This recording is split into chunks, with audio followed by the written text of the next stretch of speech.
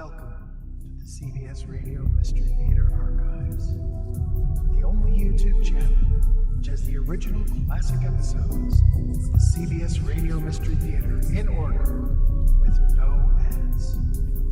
Thank you for listening, and now, enjoy the show.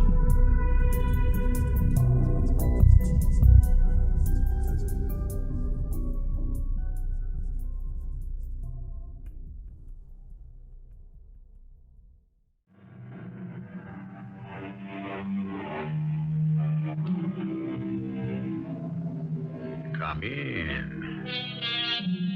Welcome. I'm E.G. Marshall. The mandrake is a plant with a darkly colorful history. In ancient times, it was used as a narcotic for healing bones and as an anesthetic. It was also considered to form the basis for an excellent love potion. But there was just one problem. When torn from the ground, so folklore has it, it would emit such a piercing scream that any living mortal hearing it went mad or died. What was that? Inspector, we must go to the manor at once. I'm afraid we may be too late. You think someone else has been lured to his death? Yes. That's just an old wives' tale, Inspector. I say those people are being murdered.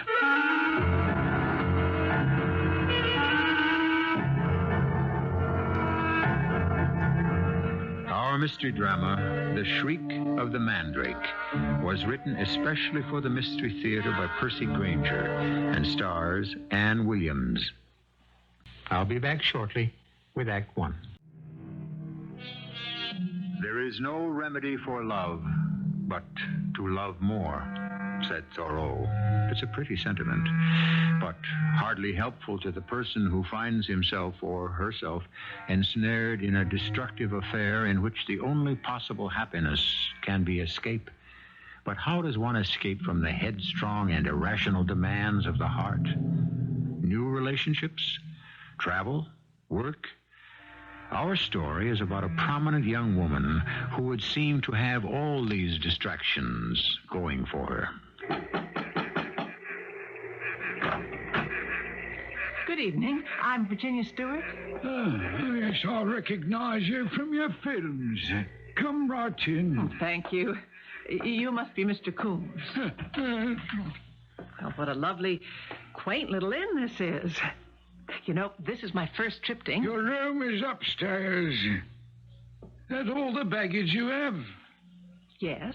Well, I never thought a film star would travel so light. All right, follow me. I suppose the rest of the cast and crew has already arrived. They've gone to dinner in the village, all except that William Boyer all the women drool over. And he ain't arrived yet. Well, we drove up together from London. Oh, so where is he then? He's gone to have a look at the old manor where we'll be making the film. By himself? Yes. Oh.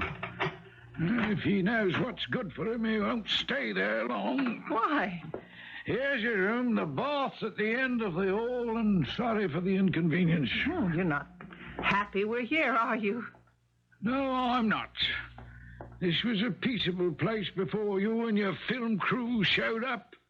Now we'll be overrun by all manner of curiosity seekers. Well, it should be good for business, at least. Well, there's more to life than business. Hello. May I come in? Oh, I'm sorry, I didn't mean to startle you. I'm Denton Norris. oh, the author of our marvelous script. And the marvelous book from which the marvelous script was made. You'll excuse me. He's a charming fellow. Who is he? Mr. Coombs. He runs the inn. Aren't you staying here? No, I guard my solitude. I've taken a room in the village. I was just driving about, and I stopped here in hopes of meeting you. Oh, will you forgive me if I unpack? Oh, should I go? No. Please stay. I'd rather not be left alone. This English countryside can be pretty gloomy. I promise to set my next script on the French Riviera. Oh. Mr. Norris, is there something the matter with the house where we're filming? Wicklow Manor? Oh, yes. Thanks to our director, Jake Weller's grim sense of humor, we are shooting in a house that apparently is possessed. You mean haunted? It seems the original resident, a Thomas Foxgrove, was jilted by his mistress some 4 centuries ago. In revenge, he tricked the lady into plucking a mandrake root to make a love potion for her new beau. The mandrake shrieked, as mandrakes are reported to do, and the poor lady went dutifully mad. Thomas Foxgrove, in remorse, threw himself to his death from the tower which is attached to the house. Oh, dear. Anyway, ever since then it's been claimed that Thomas's ghost haunts the place, enticing poor souls to their deaths in the same grisly manner. And people have actually died? Oh, yes, about half a dozen all told, I believe. And always, so the legend goes, the mandrake's shriek is heard to echo across the moors. If you ask me, I'd say the stories have been exploited by persons looking for a convenient way to do in their enemies. You were seeing a lot of William Boyer in London, weren't you? What? Oh, yes, he likes to be on intimate terms with all his leading ladies. Oh, and you? I made it clear to him I'm here to work.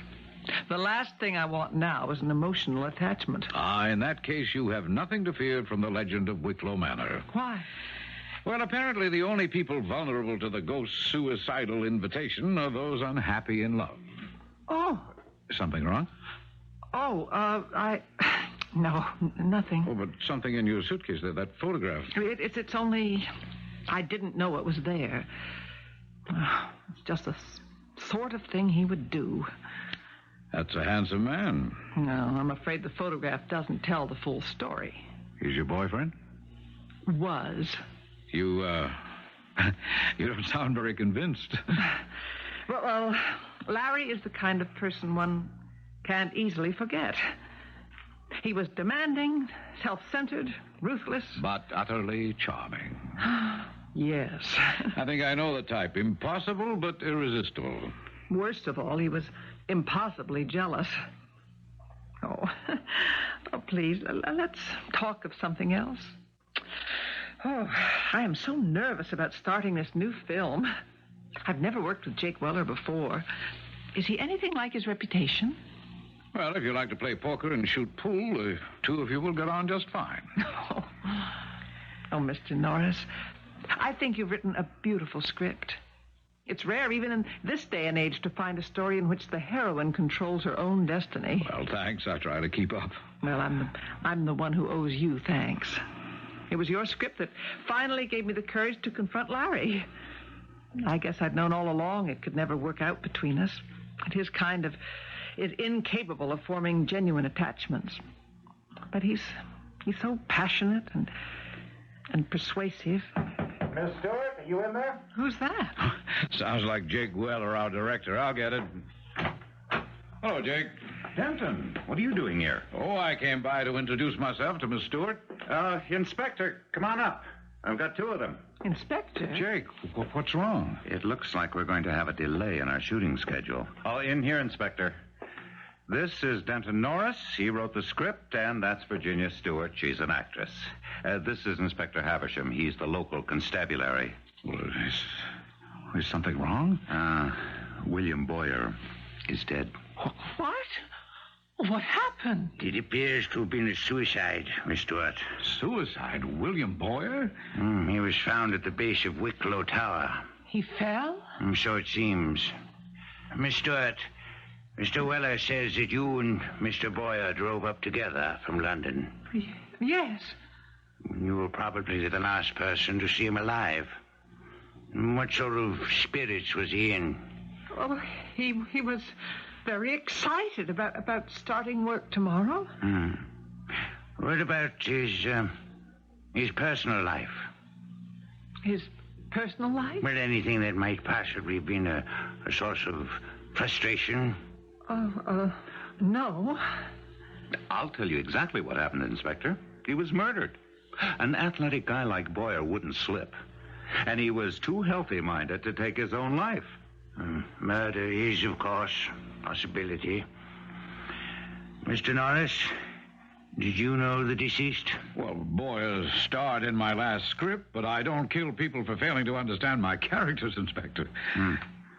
Can you account for your whereabouts in the past 2 hours, Mr. Norris? Well, I've been with Miss Stewart for perhaps 15 minutes. And before that? I was driving about the countryside. Alone? Yes. Did you stop anywhere?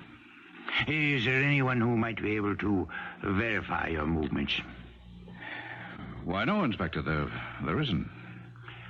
Mr. Weller, is there anyone else connected with your company? No, the rest of the cast and crew were all with me at dinner in the village. Inspector, who found William's body? Mr. Perkins. He's a retired ornithologist. He was in the woods near the manor, making tape recordings of the birds there when he heard a piercing shriek from the direction of Wicklow Manor.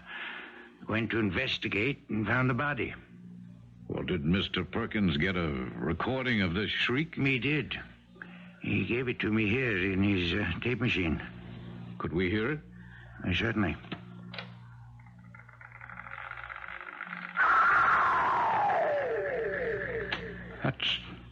That's the most awful sound I ever heard. There is, of course, another possible explanation for Mr. Boyer's death. Well, now, you don't take that legend seriously, do you, Inspector? No, I don't, Mr. Norris.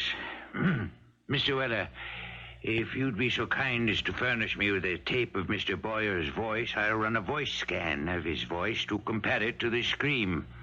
If the scream came from the deceased's throat, I'll presume suicide. If not, I presume murder. Yeah. Good evening. Oh, it's terrible. Now what are we going to do, Jake? Yeah, we'll hold a memorial service tomorrow morning and begin shooting in the afternoon. Begin shooting? How can you? Simple. We'll film around Boyer's scenes until we come up with a replacement. I believe you would have preferred James Caddell in the role all along, wouldn't you, Denton? See you in the morning. How can he be so callous? Oh, he's covering Virginia. Jake liked Bill Boyer a lot. He wasn't much of an actor. Oh, forgive my saying so at a time like this. But he was one heck of a man. Jake sometimes gets the two confused. What do you suppose could have happened? I don't know. But I sure am glad the script I wrote only calls for daytime shooting.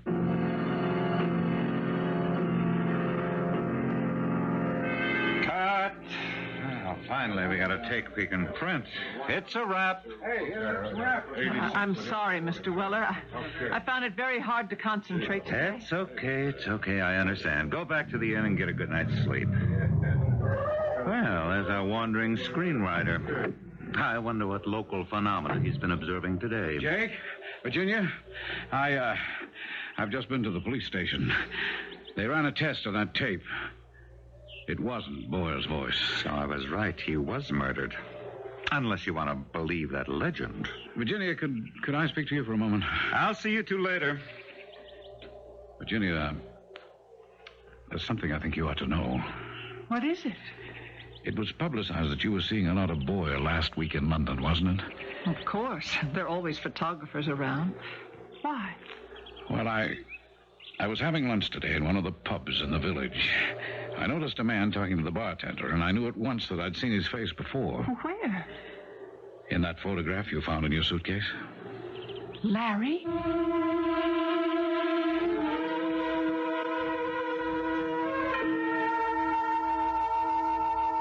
If Virginia Stewart had come to England hoping to close the book on the previous chapter of her life, it would appear she has not been successful.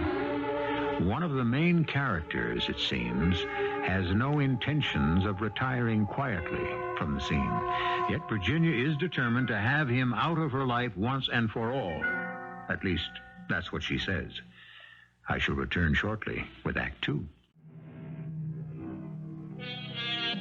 An old English manor house with its very own ghost.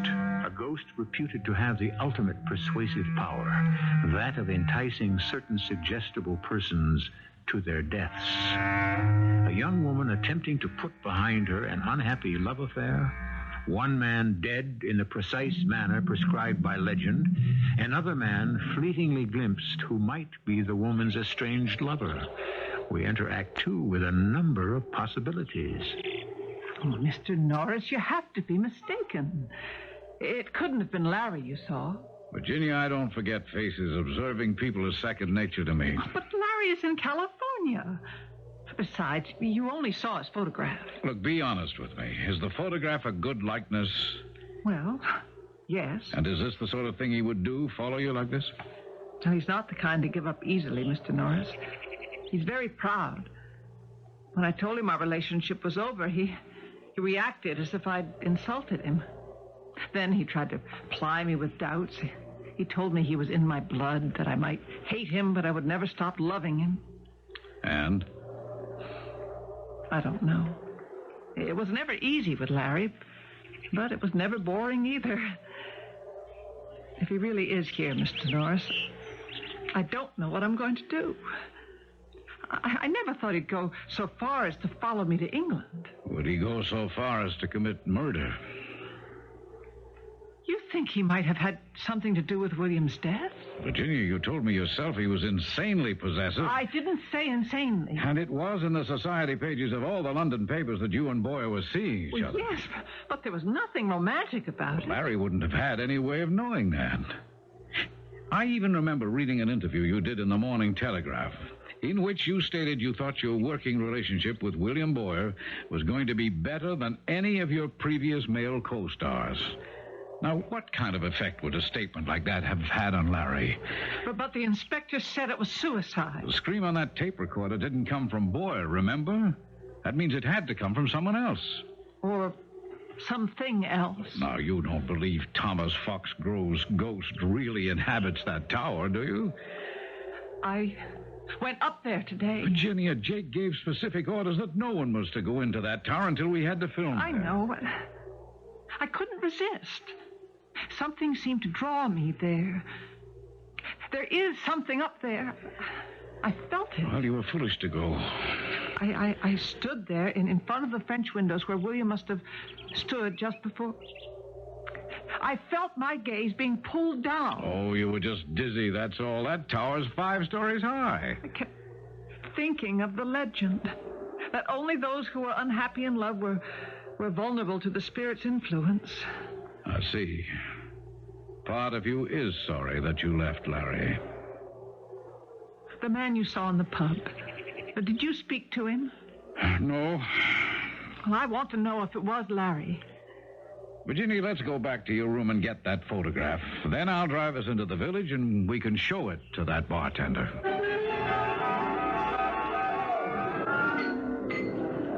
Evening. Oh, good evening. I wonder if we could have a word with you. Oh, you'll have to make it a quick one, Gov. You can see my trade is heavy tonight.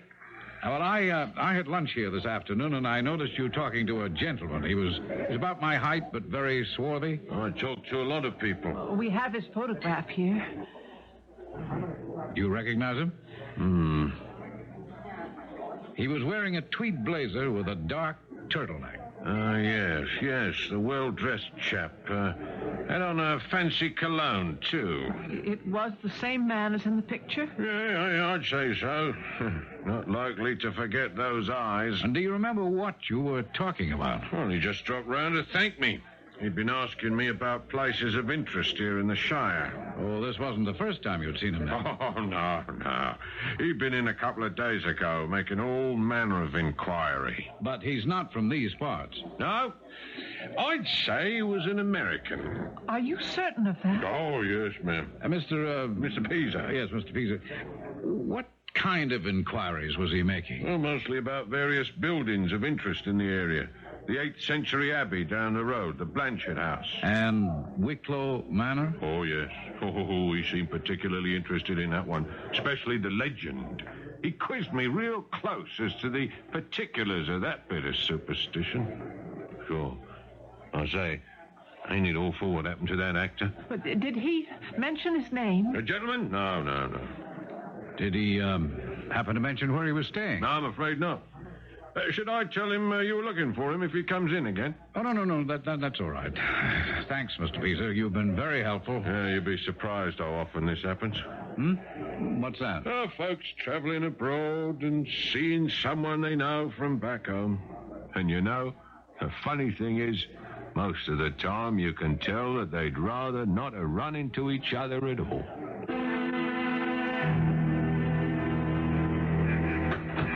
You want me to take you back to the inn? In a minute. I need some air. Oh, it's cold. Virginia, what do you think? Well, did you tell Inspector Havisham about this? No. I thought I should tell you first. What do we do now? Well, I think you know the answer to that as well as I do. Turn this photograph over to Inspector Havisham and tell him everything. And just what is everything? If what you've told me about Larry is true, he has not only the motive, but the temperament to have killed William Boyle. Well, that's a lie. Now, Larry would never do such a thing. Look, Virginia, I know. Now, how can you possibly think you know him on the basis of a few words I spoke in anger? It seemed to me you were anything but angry, that you weighed your words pretty carefully. Oh, it's my fault we broke up. I should have been willing to give it another chance. Larry knows that. He knows I'll be back. So why should he want to kill anyone, even if he were capable of it? Nevertheless, if he's here, we have an obligation to inform the police. Yes. Well, now that's the key word, isn't it, Mr. Norris? If. You showed the photograph to Mr. Peter yourself. You saw his reaction. Yes, I did. Didn't I? That was very nicely executed. What? Well, how do I know you didn't just plan this all out in advance? Now, why would I want to do a thing like that? Well, all my life, everyone has always thought they knew what was best for me. Every man I dated wanted to improve my mind. You know why I love Larry? Because at least he accepted me for who I am. Sometimes that's not enough. Even my closest friends never understood. I was always having to justify and apologize. Well, I am tired of doing that. And I won't listen to you, a perfect stranger, stand there and presume to tell me my own mind. I want to go back to the inn.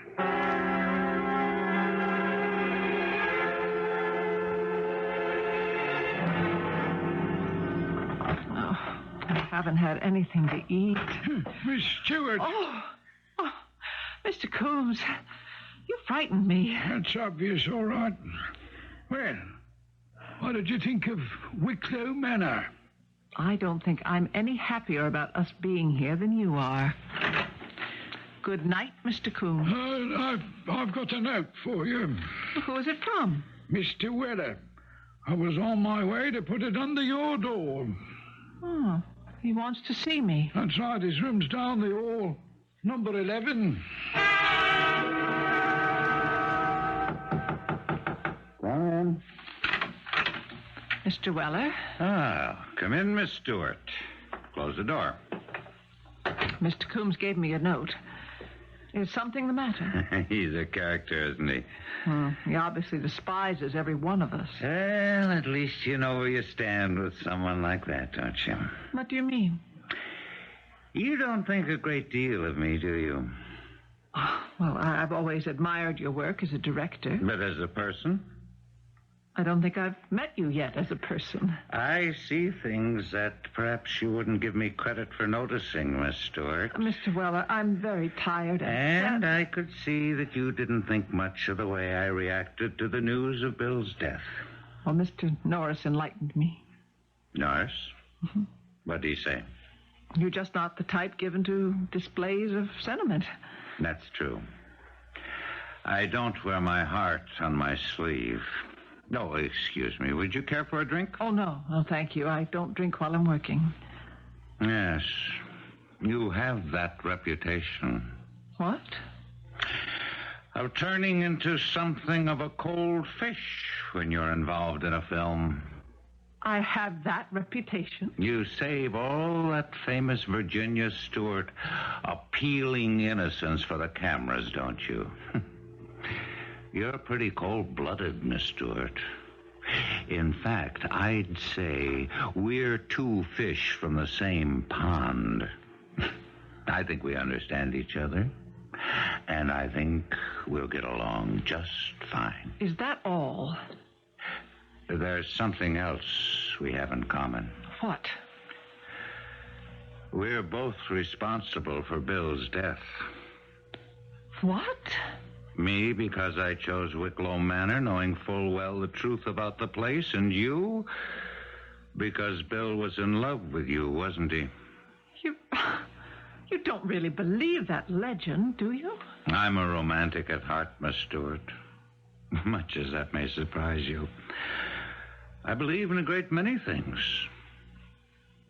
Will you come with me to the tower? When? Now. Two cold-blooded fish like us shouldn't be frightened, should we? Why? I have to, Miss Stewart. I have to find out for myself if there really is a ghost there. If I really am partly to blame for Bill's death. I think you've had too much to drink. There's another reason, too. Oh, what's that? I'm very attracted to you, Miss Stewart. I'd better go. No, Virginia, wait.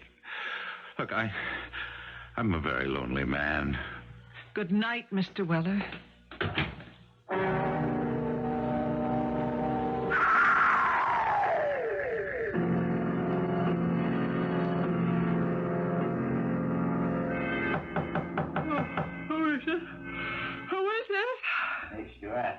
It's Inspector Havisham. Oh, just a moment. It's almost midnight, Inspector. What do you want? You didn't hear anything? Well, I'm a very sound sleeper. Hear what? The Mandrake shriek. What? Mr. Jake Weller is dead. He was found at the base of Wicklow Tower. No. I'm afraid I have to ask you to come down to police headquarters. Me? Why? Mr. Coombs says that you went to see Mr. Weller in his room earlier this evening. Yes? In the span of barely 24 hours, 2 men have died identical deaths. In both instances, you were the last person to see them alive.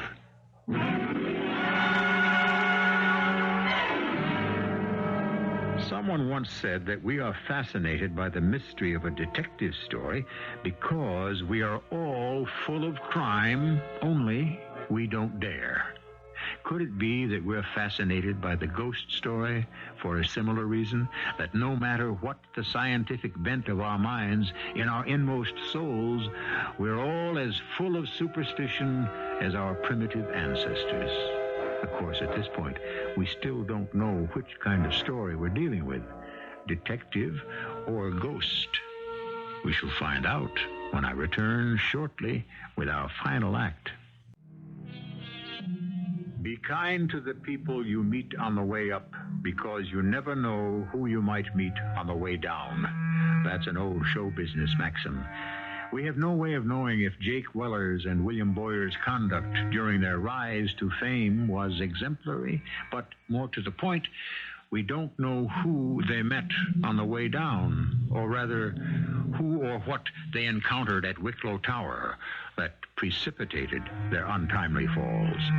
Inspector Havisham has taken Virginia to police headquarters and has sent for Denton Norris. Inspector, I came as quickly as I could. Your man told me what happened. Sorry to have to arouse you at such an unseemly hour, Mr. Norris. Oh, Virginia, what are you doing here? The inspector thinks I'm the murderess. I didn't say that, Miss Stewart. But you were the last person to see them alive, so far as we know. You saw Jake after I left you out? He asked me to come to his room. He wanted to talk. About what? A number of things. I can't remember. He was drunk. Drunk? Well, just a little, I think. There's your explanation, Inspector. If Jake was drunk, he probably lost his balance and fell. Perhaps. But we aren't dealing with one murder. We're dealing with 2. Miss Stewart, forgive my having to ask this, but Was Mr. Weller interested in you romantically? No, of course not. You're absolutely certain of that? Well, he did say he was lonely. I see. Oh, now, Inspector, you're not trying to manufacture another disillusioned lover for the tower's ghost, are you? Legends do have a way of being self-fulfilling, Mr. Norris. Especially if the person involved is susceptible. Virginia, forgive me, but I'm afraid the time has come. What for? I'm going to have to tell him. Oh, no, you're wrong. Oh, tell me what? I think we may know the man you're looking for. You don't know the man you saw was Larry? Larry? Oh, he's an acquaintance of Miss Stewart's. I saw a man very much resembling him at the Quail and Raven pub at noon today. And can you describe him to me? Virginia, is that photograph still in your purse? Oh, yes. Here it is, Inspector. What motive could this person have for murdering the two men? Jealousy? Miss Stewart, is that true? Larry? I don't know. I don't know what to think anymore. Well, I'll have my men familiarize themselves with this snapshot. If he's anywhere in the area, he'll be picked up soon enough. I suppose that's all for now, though I would like both of you to keep yourselves available for further questioning. Virginia, I'll drive you back to the inn if you like. Thank you. Oh, Inspector? Yes, Miss Stewart?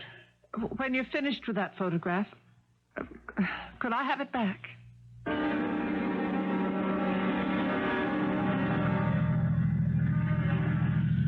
Well, I guess they'll have to cancel the film now. I don't care. I just want to get away from this place. I'm sorry, Virginia. I had to tell him. Oh, it's okay. You did what you thought was right. I couldn't bear to have you mad at me. If Larry is here, he could be questioned. And if he's innocent, he has nothing to fear. You are upset. Oh, well, of course I'm upset. To think the man I love might be capable of murder. Well, under the right circumstances, I think all of us are capable. Do you? Oh, yes. But if Larry did kill them because he was jealous, I don't understand it. What? Well, I've spent as much time with you as anyone. If Larry is watching me, why hasn't he tried to kill you? I haven't gone to the tower. Still, it's almost enough to make one believe the legend. Oh, why? William and Mr. Weller both wanted something from me, but you don't. Mr. Norris, I want to apologize for my outburst this afternoon. I had no right to lose my temper. Oh, it's all right. I should have been more tactful. No, your suspicions are very honest. You've been kind to me. I need that just now. Oh. What's the matter? Darn, I meant to take that turnoff we just passed. Why? To approach your inn from the other direction. Well, I mean, this way we'll go right past Wicklow Manor, and I shouldn't think you'd want to see it now in the middle of the night. I'll just back up. No, don't. Look, you can see it from here. Now, Virginia, you're only going to scare yourself. Mr. Norris, I want to climb that tower. Oh, don't be silly. Well, I couldn't get back to sleep now. Not after what's happened. Why? I can't stand this uncertainty. I think I'm being driven mad. If it is Larry, I want to know. There is one way we could find that out. How? If I went up that tower alone. No. I have a revolver back in my room. No, Mr. Norris, it's too dangerous. I wouldn't think of letting you risk that. Oh, please. Now, you must get me back to the inn right away. All right. But I'll call on you first thing in the morning to make sure you're okay. No, now, you mustn't see me anymore. Why not? Look, if Larry is here, if he is watching me, he could draw the wrong conclusion. He might think you've taken a romantic interest in me as well. I couldn't ever forgive myself if anything should happen to you. Virginia... Now, please, now start the car. Don't you realize that your life is in danger? No, please, Virginia, I started to tell you yesterday that I was grateful for what you said about my script. I've I've been going through a rather difficult period recently, a condition known to the outside world as writer's block. It's a crisis far more awful than you might imagine. A fear that the very talent by which one makes his living might just simply have vanished. I'm sorry to hear that. But what does that have to do with me? You see, from the moment we met, I've begun to feel better about myself. I can't explain why, except to say that I know it's a feeling necessary to my work. Oh, Mr. Norris, please stop. Every word you're saying could be putting your life in greater jeopardy. No, it's not, Virginia. What? You think I'm too old for you, don't you? That's the real problem, isn't it? Mr. Norris. But I'm not. I'm intelligent, I'm sophisticated, and Virginia, I need you. Mr. Norris, please start the car.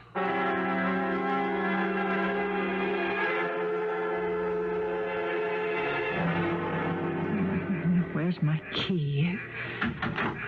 Hey, Miss Stewart, finally you're back. Thank you, Mr. Coombs. I must have left my outside key upstairs.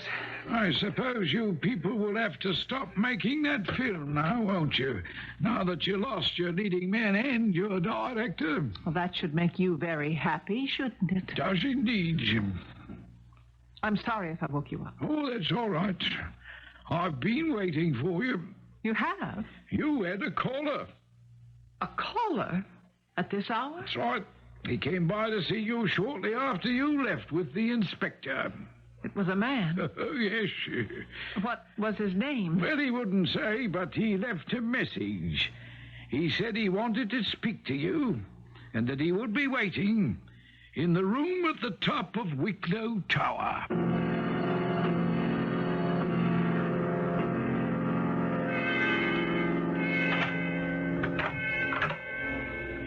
Hello? Is anyone here? Hello? Hi, sweetheart. Who's that? Don't be afraid, Ginny. It's only me. Larry? Oh, Larry, it is you. Why, did you expect it to be someone else? No, it's just... Well, so it is true. You did follow me all the way from California. Now, don't let it go to your head, Ginny. I wasn't going to let you leave me like that. Since when did I ever let you have the last word? Oh, Larry, it's been so awful here. Hey, come here. Hey, you know what we're going to do as soon as you finish this picture? We are going to take off through Europe just like gypsies, huh? Just the two of us. What do you say to that, huh? Larry, I told you it was over. But why? Now, don't use that tone of voice on me. I mean it. Like you meant it all those other times? Hey, I don't blame you. It was my fault. I was behaving like a madman. I'd have left, too, but that's all over now. Is it, Larry? Well, for how long? I mean, we just go round in circles. We exhaust ourselves getting nowhere. But we live, don't we? I'll tell you what you want, sweetheart, and I'll tell you why you want it. You want a nice, stable, and predictable relationship so you can devote all your energies to your career. What do you mean? Because deep down, you don't like people. They frighten you. You prefer to deal with them as professionals, not as human beings. I don't think that's true. Of course it's true. You know it is. And that's what attracts you to me and repels you. Because I won't let you get away with that. I'll make you look me in the eye. Larry, why did you have to come here? Just tell me how much longer you'll be here so I can make our plans. The film will probably be canceled. What? Or at least delayed. Why? 2 people have been killed. Killed? What happened? They fell to their deaths from this room, from those French windows over there. Oh, no wonder you're so scared. Larry, why did you ask me to meet you here? This place is supposed to be haunted, huh? You know about that? Sure, I've been here for 3 days. I got the whole story from a bartender in town. Oh, but why? It was a test. 2 weeks ago, you swore you never wanted to see me again, yet now you're willing to come to me in a supposedly haunted tower at midnight. Larry, Do you know anything about those murders? Of course not. No, I want the truth. Angel, why should I kill anyone? If I did, I'd have to go to jail, and then we really would be separated. We're separated now, Larry. Say that again. What? Say that again. If you really mean that, repeat it. Don't look at me like that. Come on, Jenny, let's go down, huh? Let's get out of here. You'll feel better once we're out of this room. I mean, if your film has been canceled, we can leave for Europe in the morning. No, we can't. Why not? Well, the police don't want me to leave yet, and they want to speak to you, too. To me? What for? Well, Mr. Norris, the screenwriter, saw you in a pub this afternoon. The police know I'm here? I gave them the photo you put in my suitcase. But it'll just be a routine. That was foolish. I mean, don't you see what this means? They'll ask me to account for my movements, and how can I do that? Well, of course, they'll think I killed Boyer and Weller. How did you know who was killed? I didn't mention their names. Look, don't start playing detective with me, sweetheart. We're getting out of here tonight. You did kill them, didn't you? Come on, let's go. No. Jenny. Don't come any closer. You know that if I can't have you, then no one will. But I can't spend the rest of my life doing away with every man you give the green light to. What's that in your hand? It's just a tape recorder.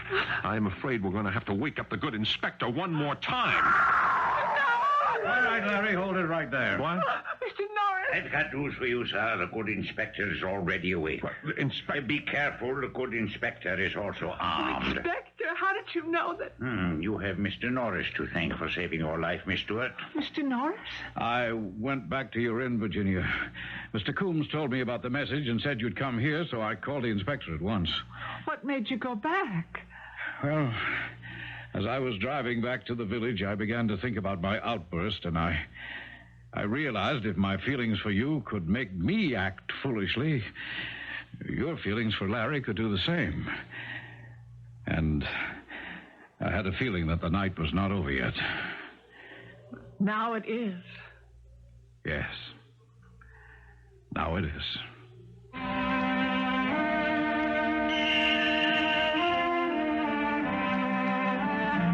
Denton Norris was a writer, and writers, like actors, rely on their powers of empathy to put them in touch with their fellow man, the better to create the characters they write about or portray.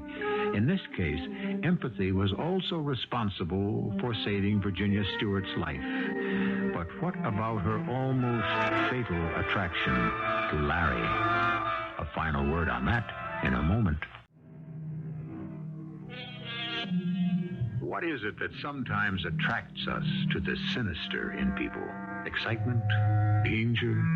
I'm not sure, but even so great a poet as John Milton, it is said, was irresistibly drawn to the character of Lucifer when he wrote Paradise Lost. Was Freud right then, that there is a bit of the outlaw in each of us? If so, it behooves us never to forget the ancient warning, know thyself. Our cast included Ann Williams, Ian Martin, Paul Hecht, and Ray Owens. The entire production was under the direction of Hyman Brown. I hope you enjoyed this episode of CBS Radio Mystery Theater. If you've enjoyed this and want to hear more, please subscribe to this channel. You can also visit my other YouTube channel by searching Mr. Brian McCarthy in the YouTube search bar. Till then, thanks for listening.